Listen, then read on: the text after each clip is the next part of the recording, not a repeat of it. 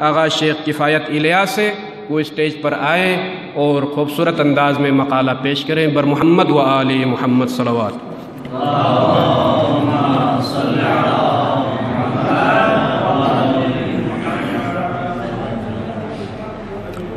السلام علیکم ورحمۃ اللہ وبرکاتہ جمیعاً۔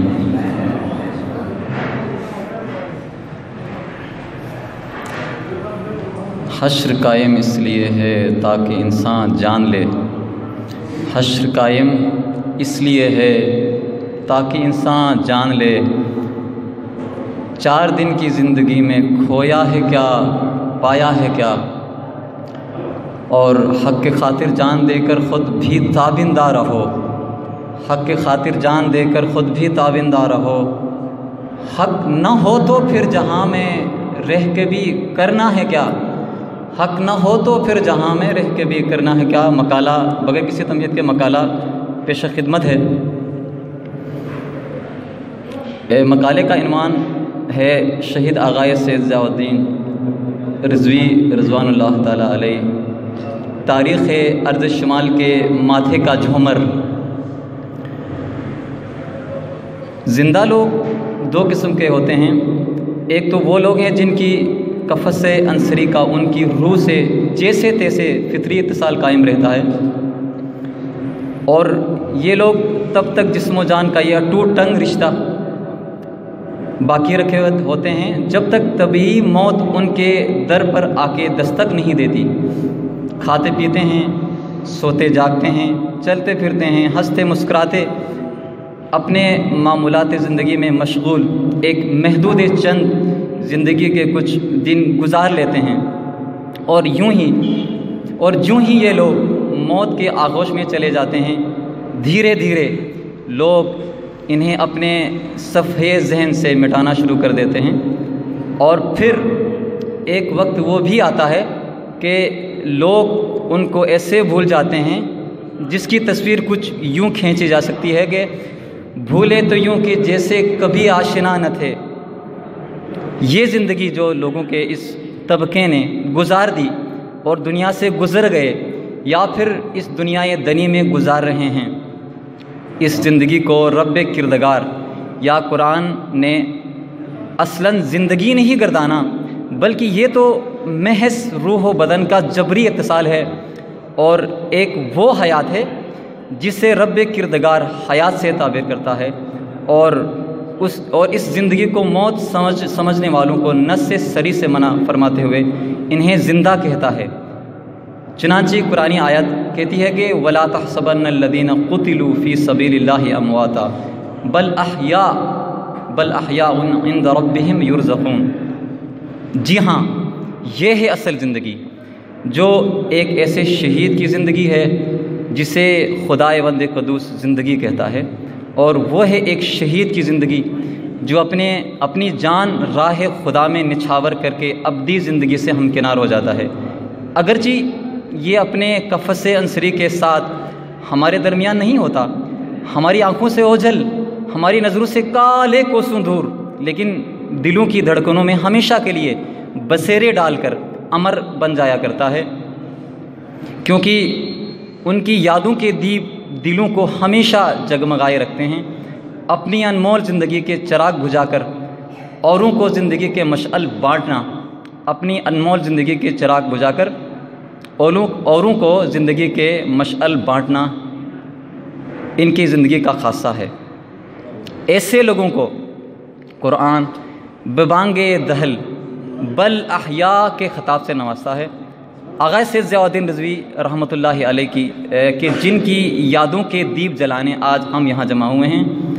بھی دوسرے زمرے میں آتے ہیں جو ظلم کے گھٹا ٹوپ اندھیروں میں ایک چمکتی ہوئی کرن کی حیثیت رکھتے تھے، اور ظلمتوں کے تعاقب میں ہی بالآخر اپنی جان آفریں کے سپرد کر گئے۔ یوں تو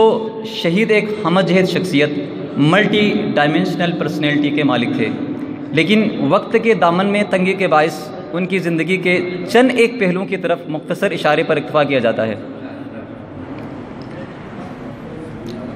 قوم کا درد ان کے دلوں میں کوٹ کوٹ کر بھرا ہوا تھا۔ شہید کی اس طلسماتی، مقناطیسی اور پرکشش شخصیت کا ایک راز آپ کا قوم کے لیے درد تھا جو آپ کے دل میں کوٹ کوٹ کر بھرا ہوا تھا۔ آپ اپنی قوم کی مظلومیت، محرومیت، قسم پرسی، بے سر و سامانی اور ظلم کے اندھیروں میں ٹامک ٹوئیاں مارتے ہوئے دیکھ کر ایک ماہی بے آپ کی طرح تڑپا کرتے تھے، اور پھر ظلم کے ہاتھوں گھائل اس درماندہ قوم کے دردوں اور دکھوں کا مداوع کرتے کرتے بالآخر آپ مسیحائے قوم بن گئے۔ آپ کے نقش حیات سے یہ بات روز روشن کی طرح عیاں اور نمایاں ہے کہ آپ نے ہمیشہ کٹھن، دشوار اور نازک ترین مراحل میں اپنی قوم کی ڈوبتی کشتی کو عین منجدار سے نکالا، اور یوں آپ ایک کامیاب ناخدا ٹھہرے۔ گلگت بلتستان میں 88 کا سانحہ، حکومت پاکستان کے دامن میں ایک کلنک کا ٹیکہ، ایک سیاہ نہ مٹنے والا داغ، اور اپنی عوام سے بدترین غداری کا ایک سیاہ باب ہے۔ اس کی تفصیلات کی یہاں کوئی گنجائش نہیں، تفصیلات کی۔ البتہ یہاں پر میں شہید کی تابندہ و پائندہ اور درخشاں شخصیت کے حوالے سے اتنا ہی عرض کرنا چاہوں گا کہ اس بدترین سانحے کے بعد آپ نے اپنی تعلیمی سفر کو خیرباد کہا۔ آپ کے سامنے پیش کی جانے والی مختلف تدریسی پیشکشوں کو بھی مکمل طور پر ٹھکرایا اور ارض شمال پاکستان کی طرف رخت سفر باندھا۔ اپنی سونی دھرتی کو اجنبیوں اور نامحرموں کے گراں بار ستم سے چھڑوانے کا عزم کیا، اور آپ ظلم کے اس نگری میں پہنچے۔ آپ کا اپنے دیش کا رخ کرنا اگرچہ خارزاروں میں قدم رکھنا تھا، لیکن آپ کو ان خارزاروں میں رہنا اس لیے بھی ناگزیر تھا کیونکہ ان سخت ترین خارزاروں میں آپ نے ابھی قدم رکھا تھا۔ آپ کی ستم رسیدہ اور درماندہ قوم سال ہا سال ان خارزاروں میں گھسٹتی رہی تھی، جہاں پر اگرچہ شہید کے سامنے بھانت بھانت کے چیلنجز کا سامنا تھا، لیکن آپ کے پہلو میں قوم کے لیے ایک دھڑکتا ہوا دل تھا۔ یہ وہ درد تھا جو باعث بنا کہ آپ ظلم کے گھٹا ٹوپ اندھیروں میں ایک شعلہ خورشید بن کر ابھرے، اور ایک درماندہ، مظلوم، محروم اور ظلم کی چکی کے دو پاٹوں میں کمال بے دردی سے پسی ہوئی قوم کو ظلم کے چنگل سے نکال کر آزادی، حوصلہ، غیرت، شجاعت اور حوصلے جذبے شہادت سے ہمکنار کیا۔ دوسرا شہید کی ہم جہد شخصیت کا پہلو شجاعت اور پامردی ہے۔ آپ شجاعت، دلیری اور دلاوری کے پیکرے کامل اور جیتی جاگتی مثال تھے۔ تدریسی اور تعلیمی آرام دہ زندگی کو خیر بات کہہ کر ایک ایسی اندھیر نگری میں قدم رکھنا جہاں چوپٹ راجاؤں اور مہاراجاؤں کا سیاہ راج سر چڑھ کر بہل رہا تھا، ایسے اندھیر نگری میں بے دھڑک ہو کر ظلم و استبداد کا تعاقب کرنا خود بہادری کا ایک عظیم ترین رمز ہے۔ یوں تو آپ کا پورا نقش حیات آپ کی بہادری، دلاوری اور شجاعت کے بھرپور جلوے پیش کرتی ہے، لیکن ایک آدھ واقعے پر اکتفا کیا جاتا ہے۔ غالباً شہید کی شہادت والی صبح آپ کے ایک مشہور ساتھی شیخ آپ کی خدمت میں حاضر ہوئے اور کہنے لگے، آغا آپ آج نماز پڑھانے کے لیے مت جائیے، کیونکہ میں نے آج ایک عجیب سا خواب دیکھا ہے، آپ کی جان کو لگتا ہے کہ آج خطرہ درپیش ہے۔ جناب شیخ کی بات سن کر شہید نے کہا کہ میں آج تو ضرور جاؤں گا، کوئی بات نہیں، اس کے بعد انشاءاللہ نہیں جاؤں گا۔ پھر آپ نے اپنے ساتھی شیخ سے کہا، کچھ اٹکیلی بھی کی اور مزاحاً کہنے لگے، شیخ لگتا ہے شیخ آپ کو شہادت سے ڈر لگتا ہے۔ اس کے بعد آپ اس شیخ کو ساتھ لے کر ہی مسجد کی طرف نکل پڑے، جہاں شہادت آپ کی راہ میں پلکیں بچھائے چشم براہ تھی۔ آپ شہادت کا حسین تاج اپنے سر پہ سجائے بارگاہ عزت میں حاضر ہوئے۔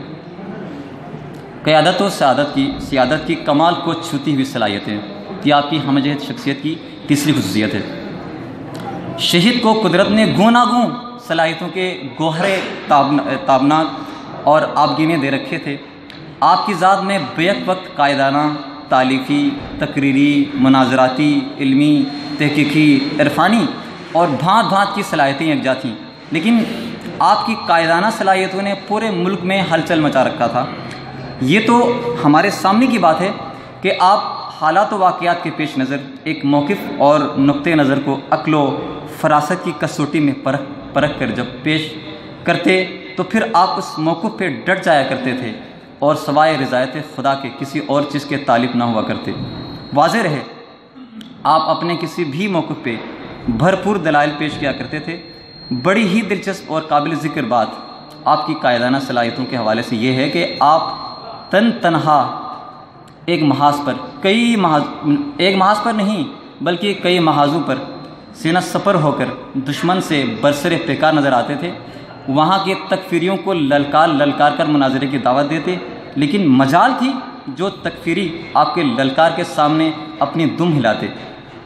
اسی طرح حکومت وقت کی چیرہ دستیوں اور ظلم و بربریت کے خلاف ایک مضبوط آواز تھے۔ اور آخری نقطہ اور مختصر ختم، شہید کی مستحکم شخصیت کا ایک راز یہ بھی تھا کہ آپ جب بھی کسی مسئلے یا ایشو میں کوئی موقف اپناتے تو اس میں کسی طرح کا ابہام نہ ہوتا، بلکہ آپ اپنے موقف کو ہمیشہ ٹھوس اور مضبوط دلائل اپنے موقف کا دفاع کرتے اور پھر سیسا پلائی ہوئی دیوار بن جایا کرتے، اس پہ بے دھڑک عمل کرتے۔ یہی وجہ ہے کہ آپ کی باتوں سے ایک جاذبیت اور مقناطیسیت جھلکتی تھی اور بین الاقوامی، ملکی، علاقائی تمام مسائل میں آپ کا موقف شفاف اور واضح ہوا کرتا تھا۔ آخر میں ایک چھوٹی سی نظم ہے کسی شاعر کی، شہید بزرگوار کی خدمت بارگاہ میں وہ پیش کرنا چاہوں گا۔ اس شخص کی آنکھوں میں ایک نور تیقن تھا،